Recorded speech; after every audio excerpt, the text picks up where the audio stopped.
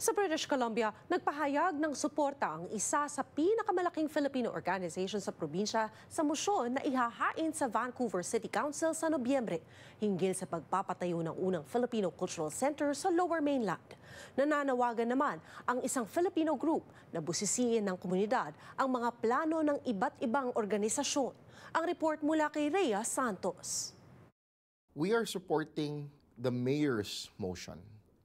Right? And in essence, because we are supporting the mayor's motion, does it mean we are anointing FLS? No. But we are supporting the efforts of FLS. Nagpahayag ng suporta ang United Filipino-Canadian Association in British Columbia o UFC-ABC sa paghahain ng bagong mosyon sa City Council ni Vancouver Mayor Ken Sim na layong pabilisin ang proseso para maitayo ang Filipino Cultural Center sa Main Street sa Vancouver.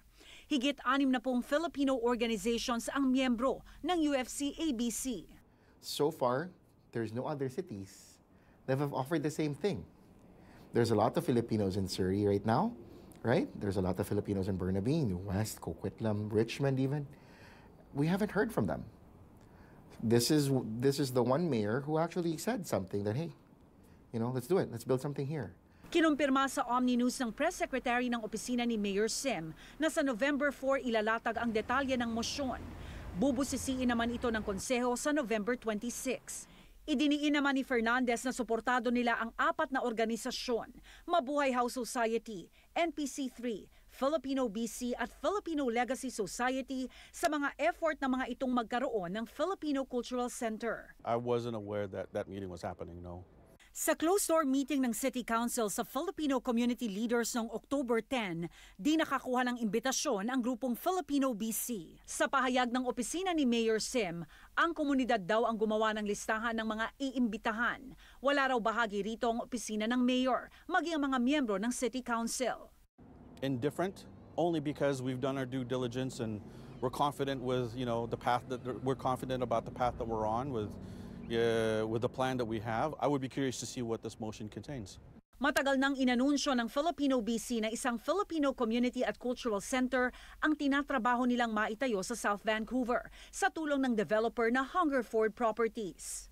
We strongly believe that you can accomplish great things without compromising your integrity, without having to fast track something and then hold the community hostage saying if you don't approve this or if you don't support this right away, we won't have anything. Because that's not the right way to go build something that's going to be sustainable and will be around for a long time. When we say that we have a plan, when we say that we're working with serious people, and when we say that we've demonstrated what community engagement looks like and we have the track record for it, those are the things that we want everyone to see and consider and evaluate on their own. Ayon pa kay Aquino, nagpadala sila ng sulat sa Filipino Legacy Society na siyang inendorso ni Mayor Sim na pangunahan ng pagpapatayo ng Filipino Cultural Center sa Vancouver. I sent myself and Christina Moser, we signed a letter, sent it over to them and kind of shared our concerns and really also offered kind of our resources and expertise. We definitely want to continue kind of in the spirit of collaboration, working with any organization that has the community's best interests in mind. Noong October 21, inilabas ng City News, sister station ng Omni News, ang resulta ng poll na kanilang isinagawa sa tulong ng Canada Pulse Insights. Isang taon bago ang municipal election, lumabas na dissatisfied ang karamihan ng mga residente ng Vancouver sa direksyon ng syudad. Malinaw na marami ang nagsasabing kailangan na ng pagbabago. 31% sa higit 600 sumagot sa poll, pabor na mahalal muli si Sim. 69% naman ang nagsabing dapat siyang palitan. God bless him for his motives. We're not going to participate in partisan politics.